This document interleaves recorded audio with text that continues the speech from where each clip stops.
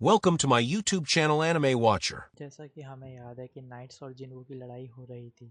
Night जिन्वू पे हमला कर देता है और जिन्वू उसे डॉज कर देता है आराम से। तभी जिन्वू के दिमाग में ये बात आती है कि ये नाइट मेरी गर्दन, मेरे सर और मेरे दिल पर ही हमला कर रहा है, यानी यह मेरे सबसे महत्वपूर्ण ऑर्गन्स पर हमला कर रहा है। तभी वह सोचता है इसी तरीके से डीमंस की पावर्स होती होंगी। फिर वह नाइट पे हमला कर देता है और फिर वह उसका मास्क उतारने की कोशिश करता है। नाइट बोलता है मैं हार मानता हूँ, मैं हार मानता हूँ। मैंने बहुत सारी डीमंस की आवाज़ सुनी है लेकिन ये आवाज़ थोड़ी अलग लग रही है। फिर वह पूछता है क्या तुम एक लड़की हो? नाइट बोलती है मुझे माफ़ कर दो, सारी गलती मेरी ही है, प्लीज़ मेरी जान बख्श दो। फिर जिन्वो बोलता है पहले तुमने मेरे सोल्जर्स पर हमला कर दिया, अब तुम मुझसे माफ़ी मांग रही हो। वह नाइट बोलती है मुझे माफ़ कर दो, मुझे पता है हमने बहुत बड़ी गलती कर दी है, प्लीज़ मुझे माफ़ कर दो। हम यहाँ के गार्डियंस हैं, हम ये इस जगह की रक्षा करते हैं, हम किसी भी आटू झाटू को आने नहीं दे सकते।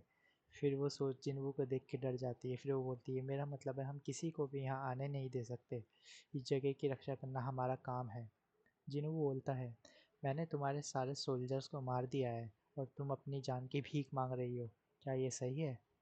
फिर वह नाइट बोलता है कि मेरे सोल्जर्स का काम था कि अपने नाइट की सुरक्षा करना, जब तक मैं ज़िंदा हूँ मेरे नाइट्स खुश रहेंगे, क्योंकि यही उनका काम था।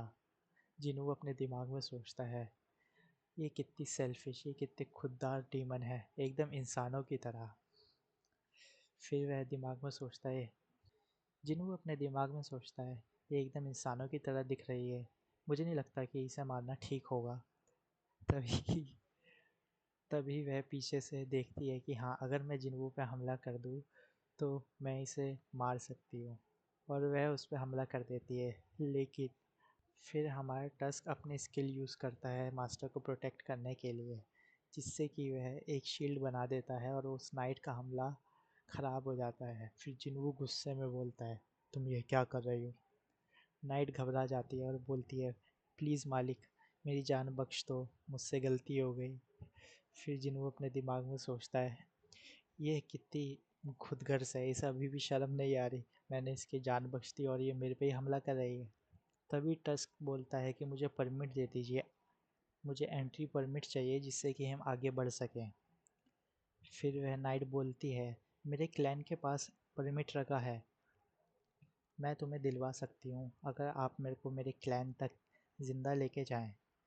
तो जिनू जिनू उस नाइट से कहता है तो तभी मेरे को अभी तक परमिट नहीं मिला, क्योंकि यह तुम्हारे क्लैन के पास किसी लोकेशन पर सेव है। तभी नाइट बोलती है मुझे पता है कि परमिट कहाँ है, आगे जितने भी फ्लोर्स आएंगे मुझे पता उन सब के परमिट कहाँ हैं। अगर तुम मेरी सुरक्षा की गारंटी लेते हो तो मैं तुम्हें गाइड करूँगी। तभी जिनू सोचता है कि यह ऑफ़र बुरा नहीं है, पर सवाल ये है कि क्या मैं इस पे भरोसा कर सकता हूँ? जिनू गुस्से में बोलता है क्या मैं तुम पे भरोसा कर सकता हूँ? लड़की घबरा जाती है, नाइट घबरा जाती है, वो बोलती है कि मैं इस बार झूठ नहीं बोल रही हूँ, इस बार मैं झूठ नहीं बोल रही हूँ, मैं आपको धोखा नहीं दूंगी, मैं कसम खाती हूँ। जिनू बोलता है ठीक है।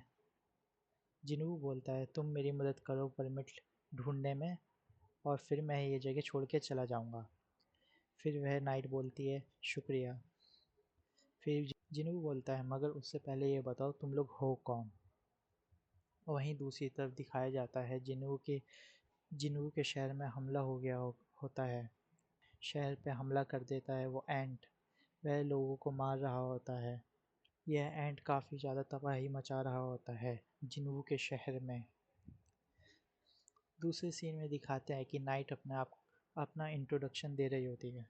नाइट बोलती है मेरा नाम है ईसेल, मैं बड़ी बेटी हूँ रदीरू क्लैन की। जिन्हू कहता है मैं ये नहीं पूछ रहा, मेरा सवाल यह है। जिन्हू कहता है मैं किस तरीके से पूछूं कि तुम मेरे सवालों का जवाब सही से दे दो। फिर जिन्हू पूछता है क्या तुम्हें अपने अंदर कोई आवाज़ सुनाई दी कि इंसानों को मारो? डीमन नाइट सोचती है क्या? फिर वो सोचने लगती है, फिर वो कहती है, नाइट कहती है नहीं लेकिन मैं आवाज़ें सुनती रहती हूँ। जिन्हू मन में सोचता है क्या? फिर डीमन नाइट बोलती है मैं आवाज़ें सुनती हूँ जो कहती है कि इस जगह को बचाओ। इस जगह की सुरक्षा करो, इस जगह की सुरक्षा करो। तभी जिन्वू दिमाग में सोचता है, ये सारे मॉन्स्टर डीमंस जितने भी हैं इन सबका अलग अलग पर्पस है, यह सब अलग अलग तरीके से सोचते हैं। वह दिमाग में सोचता है, मैजिक बीस्ट ने इंसानों को मारने की बात कही थी, लेकिन दूसरी कैंग वाली रेड में ऐसा नहीं था, वह इंसानों को नहीं मारना चाहता था। फिर जिन्वू दिमाग में सोचता है, जैसे कि हमारी दुनिया में ये लोग डीमन है, क्या इनकी दुनिया में मैं भी एक डीमन हूँ जो इन लोगों को मारता हूँ? और अगर मैं तुम लोगों को मारता हूँ तो क्या तुम्हें यह आवाज़ सुनाई देती है कि ह्यूमंस को मारो, इंसानों को मारो, ताकि तुम खुद को बचा सको? ऐसा वह सोच रहा होता है। तभी डीमन नाइट बोलती है, जब से हम उठे हैं इस जगह पर। तभी जिन्वू का ध्यान जाता है इस बात पर, हम उठे हैं यहाँ पर, इसका क्या मतलब है? क्या इसका मतलब है कि ये कहीं और रहते हैं और यहाँ लाए गए हैं? तो जिन्वू यह बात अपने दिमाग में नोट कर लेता है। वो कहता है कि इस बात को मैं याद रखूँगा और मेरे ख्याल से यह एक इशारा है जिससे मैं सिस्टम के बारे में और जान सकूँ। जिन्वू पूछता है, इस किले में उठने से पहले तुम लोग कहाँ रहते थे? डीमन नाइट जवाब देती है, वह कहती है कि हम लोग डीमन रियल में रहते हैं, पर हम एक दिन अचानक से यहाँ उठे। जिन्वू सवाल पूछता है, तुम डीमन रियल में क्या कर रहे थे? तभी लेडी नाइट बोलती है, हम जंग की तैयारी कर रहे थे। Like and subscribe.